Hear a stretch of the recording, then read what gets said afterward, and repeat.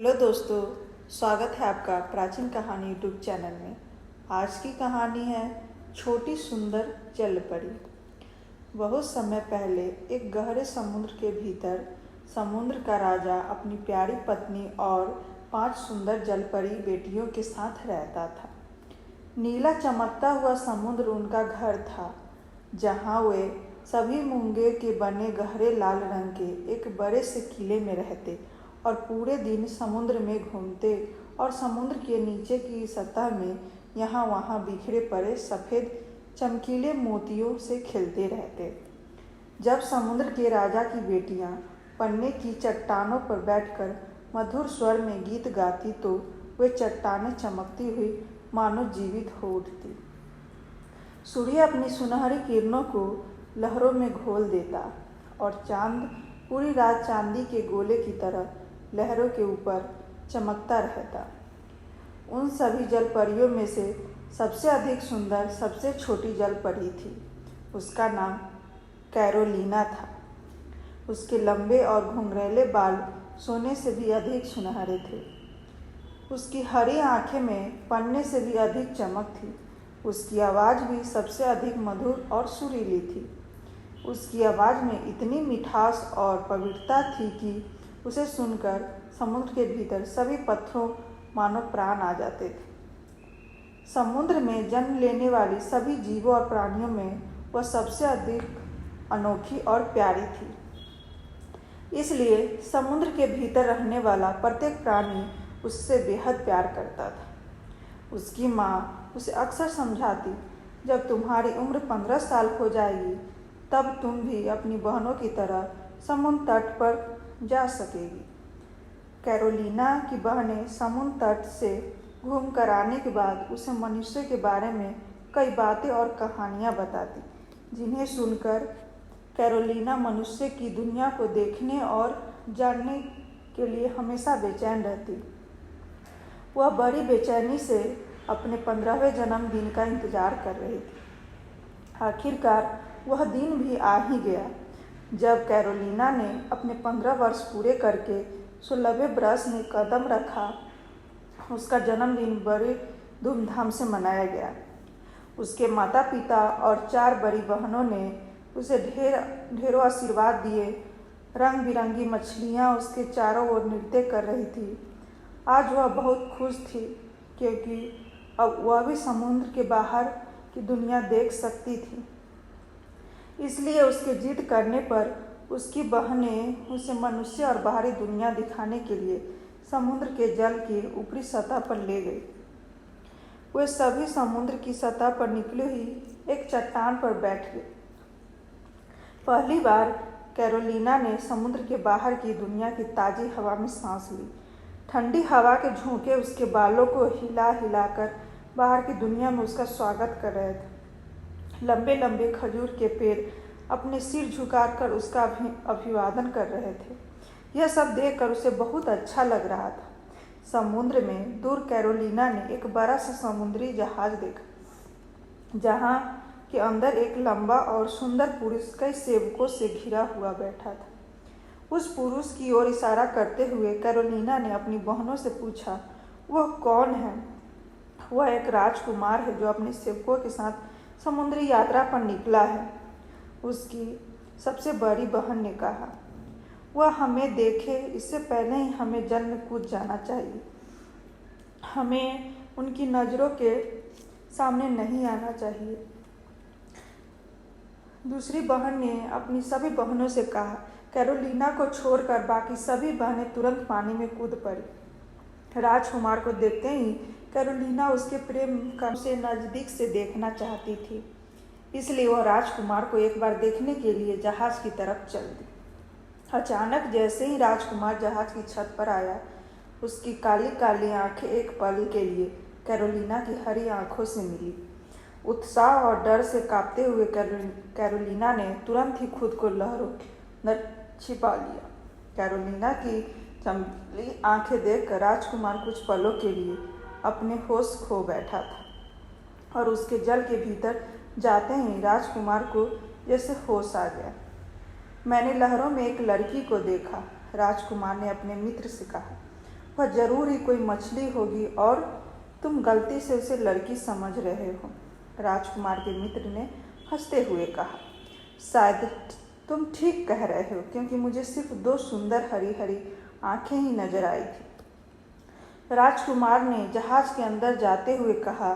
राजकुमार ने पूरी तरह कैरोलिना का मन मोह लिया था और इसलिए समुद्र के भीतर जाकर भी वह राजकुमार को भूल नहीं पा रही थी। कैरोलिना नहीं चाहती थी कि राजकुमार उसकी आंखों से दूर हो, इसलिए वह दोबारा समुद्र की सतह पर आई और पास की ही एक चट्टान पर बैठकर फिर से राजकुमार की एक झलक पाने के लिए इंतजार करती रही। कुछ घंटों के बाद धीरे धीरे अंधेरा गहरा होने लगा और जैसे ही सूर्य समुद्र में डूबा और काले आसमान पर चंद्रमा और सितारे चमकने लगे, जहाज रंग बिरंगी रोशनियों से जगमगा उठा। हवा के चारों ओर हंसी और संगीत की मधुर आवाज़ें लहराने लगी। थोड़ी देर बाद राजकुमार एक बार फिर से जहाज की छत पर दिखाई दिया। उसके पूरा दिन बैठकर राजकुमार की प्रतीक्षा कर रही थी और जैसे ही उसे राजकुमार दिखाई दिया, वह उस पर से अपनी नज़रें नहीं हटा पाई और एकटक उस ओर ही देखती रही। कैरोलिना का पूरा ध्यान राजकुमार पर ही था, इसलिए वह जान ही नहीं पाई कि कब अचानक तेज हवा के चलने से समुद्र में ऊंची ऊंची लहरें उठने लगी और राजकुमारी का जहाज तूफान में हिचकोले खाने लगा। तभी कैरोलिना ने देखा कि राजकुमार लहरों के बीच गिर पड़ा।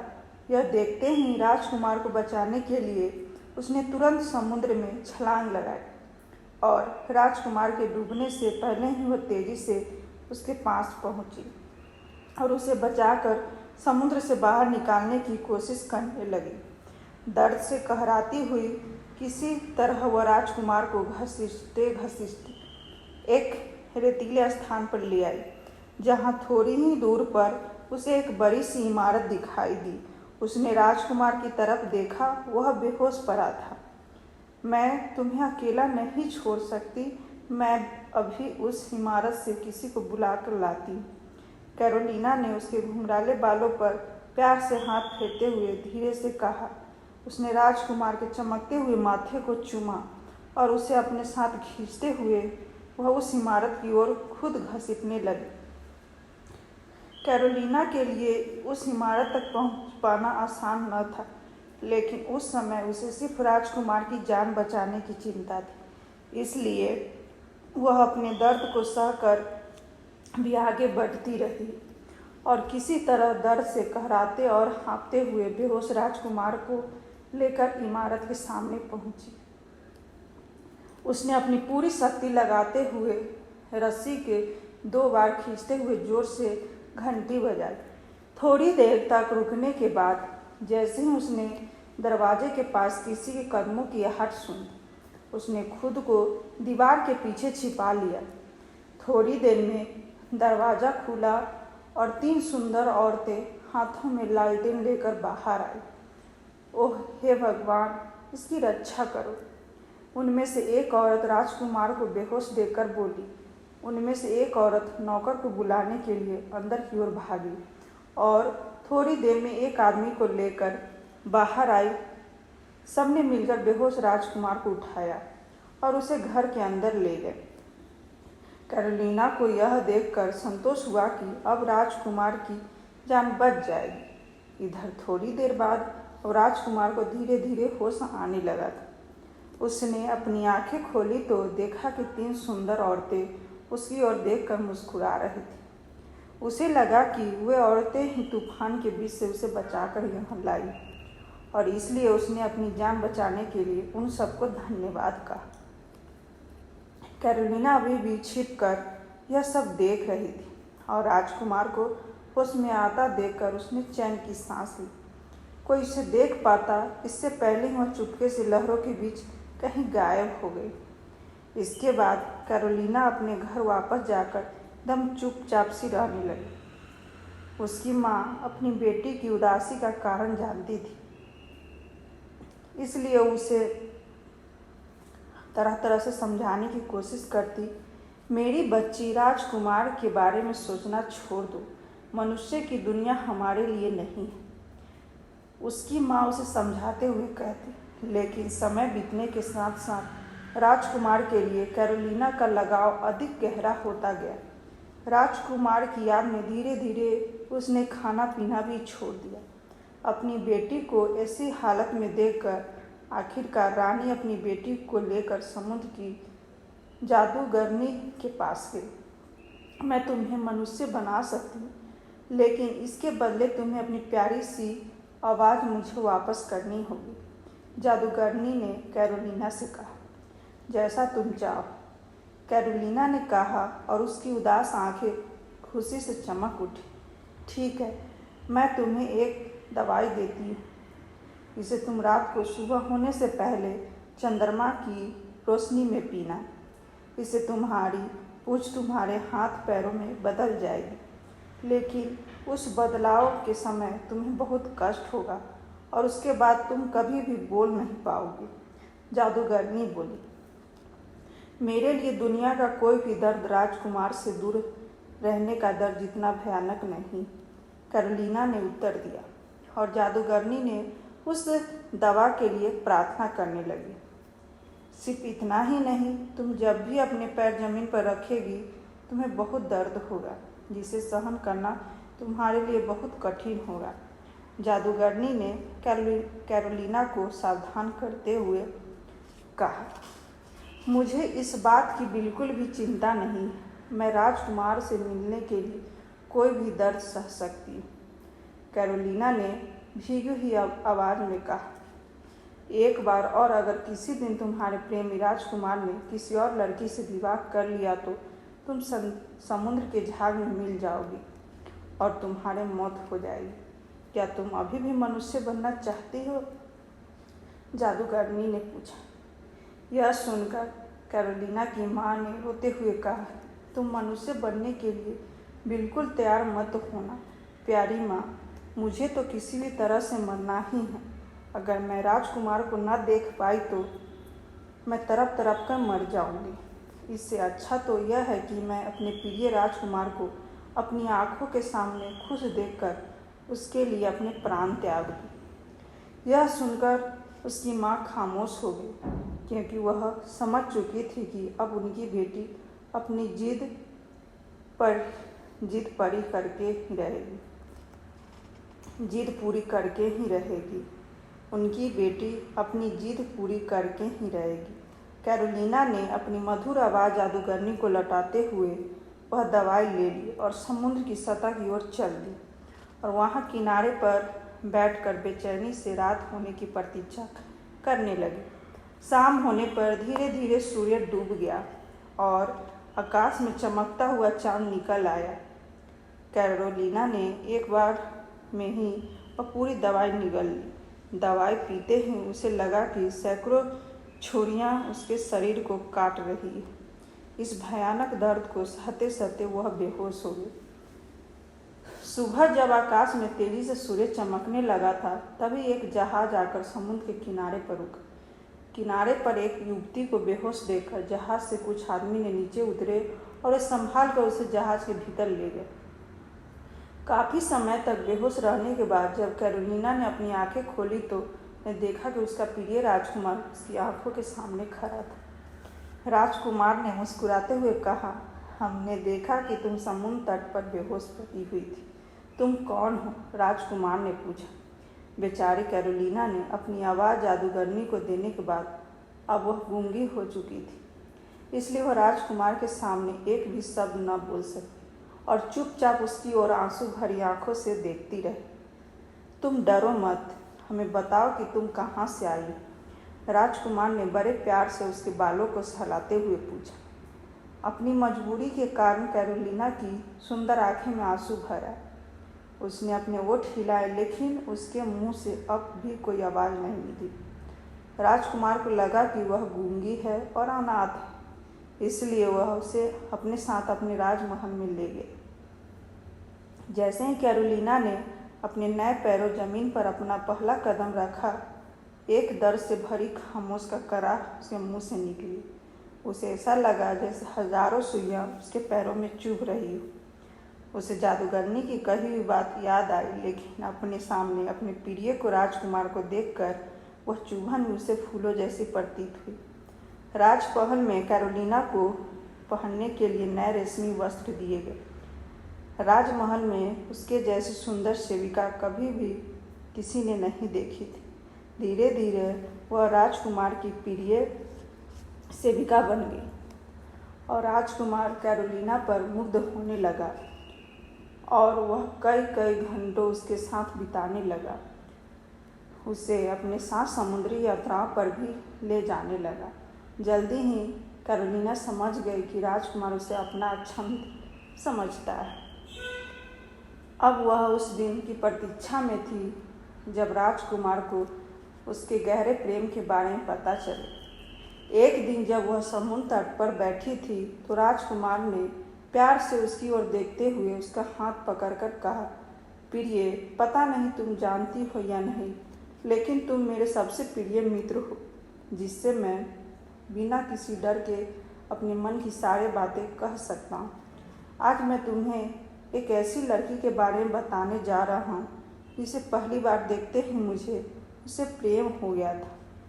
मेरे लिए वह इस दुनिया की सबसे सुंदर लड़की है।